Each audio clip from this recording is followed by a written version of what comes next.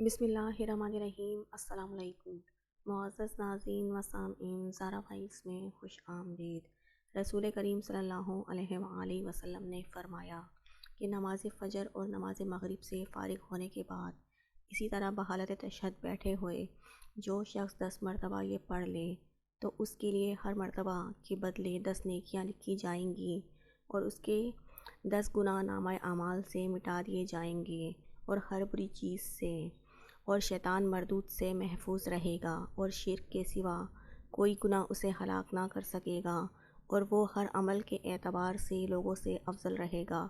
دعا یہ ہے: لا الہ الا اللہ وحدہ لا شریک لہ، لہ الملک و لہ الحمد، یحیی و یمیت بیدہ الخیر وہو علی کل شیء قدیر۔